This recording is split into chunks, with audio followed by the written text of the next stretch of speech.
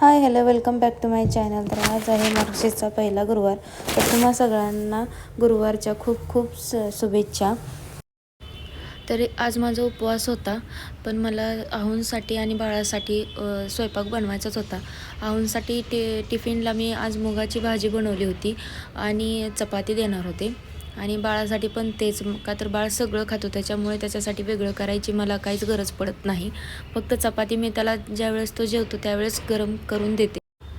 तसे दिवसभर आज भरपूर कामे होती. मला लादी पुसून घ्यायची होती, उंबरठ्याचं लेपन करायचं होतं, देवपूजा करायची होती आणि परत पूजेची मांडणी देखील करायची होती. इथे पुण्यामध्ये कसं आमच्या इथे बायका सकाळीच पूजेची मांडणी करून घेतात आणि वाचनही करून घेतात. गावी तसं नसतं. ज्यावेळेस संध्याकाळी दिवे लागणीचा टायमिंग असतो त्यावेळेस पूजेची मांडणी करतात बायका, हळदी कुंकवाला बोलवतात. तसं इथं नाही होत. बायका सकाळीच सगळं आवरून घेतात, त्याच्यामुळे मी पण त्यांच्यासोबतच सकाळी पूजेची मांडणी वगैरे करून घेते, वाचनही करून घेते. लादी वगैरे माझी सगळी पुसून झाली होती, तर इथं मी उंबरठ्याचं लेपन पहिल्यांदा करून घेते. उंबऱ्यावरती असं पाणी शिंपडून उंबरा स्वच्छ असा पुसून घ्यायचा. उंबरा असा स्वच्छ पुसून घेतला की एका वाटीमध्ये हळद घ्यायची आणि त्याच्यामध्ये थोडंसं पाणी मिक्स करायचं आणि गोमूत्र मिक्स करायचं. कोण कोण ह्याच्यामध्ये चंदन पावडर किंवा गुलाबजल असंही मिक्स करतात. मी फक्त पाणी आणि गोमूत्रच मिक्स करते आणि हळदीचं लेपन उंबरठ्याला करते. उंबऱ्यासहित मी थोडंसं चौकटीला पण अर्ध्या हळदीचं लेपन करून घेते. आपल्या हिंदू संस्कृतीमध्ये उंबरठा लेपनाला किंवा उंबराची पूजा करण्याला खूप महत्त्व आहे. उंबऱ्यामध्येच लक्ष्मी असते असं आपल्या हिंदू धर्मात नेहमी सांगितलं जातं, त्यामुळे तुम्ही नेहमी उंबरठ्याचं पूजन अशा पद्धतीने करत चला.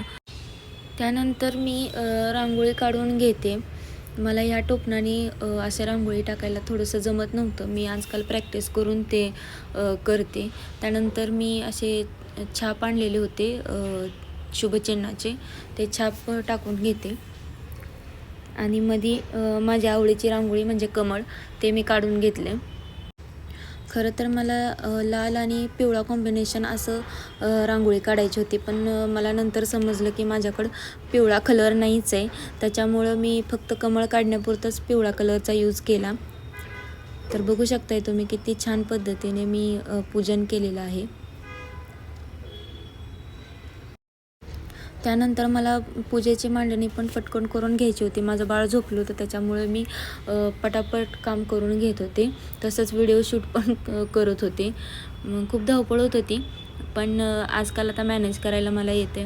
तर हा उलन मॅट मी बनवला होता दिवाळीसाठी, पण मला दिवाळीमध्ये त्याचं काही यूज करताच नाही आला, म्हणून मी ठरवलं होतं की मार्गशीर्ष महिन्यात मी त्याचा वापर करेन. तर तुम्ही जर तो व्हिडिओ बघितला नसेल तर नक्की जाऊन व्हिडिओ चेकआउट करा. तर मार्गशीर्षच्या पूजेची मांडणी अशी काही अवघड नसते, सोपीच असते.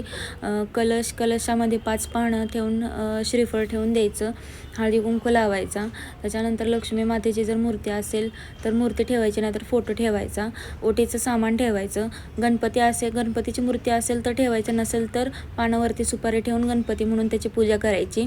आता इथे माझ्याकडे श्रीयंत्र आहे म्हणून मी त्याची पण पूजा करून घेते, आणि माझ्याकडे गजलक्ष्मी पण आहेत म्हणून त्यांचीही पण मी पूजा करून घेतली. दिव्याला देखील हळदी कुंकू लावून पूजा करून घ्यायची. नंतर पाणी ठेवायचं आणि प्रसाद म्हणून तुम्ही जो काही नैवेद्य ठेवाल तो ठेवायचा. मी इथे दूध साखर म्हणून प्रसाद ठेवलेला आहे आणि 5 फळं. आता इथे फळं तुम्हाला नंतर कमी देखील दिसतील, का तर माझ्या बाळाला ॲपल खूप आवडतं आणि नेमकी पूजा करताना तो झोपेतून उठला आणि नंतर तो ॲपल म्हणून एक ॲपल घेऊन चांगला खाऊन तिथे परत आणून ठेवत होता. तर लहान मूल कसं देवाचंच रूप असतं, त्याच्यामुळे मी जास्त लक्ष दिलं नाही. तर अशा पद्धतीने मी पूजा करून घेतलेली आहे. वुलन मॅटच्या रांगोळीचे पण व्हिडिओ मी टाकलेले आहेत, तुम्ही नक्कीच बघा. तर कशी वाटली पूजा नक्कीच कमेंट करून सांगा. व्हिडिओ आवडला असेल तर लाईक शेअर करा आणि चॅनलला सबस्क्राईब करायला विसरू नका. भेटूया नेक्स्ट व्हिडिओमध्ये. Bye bye.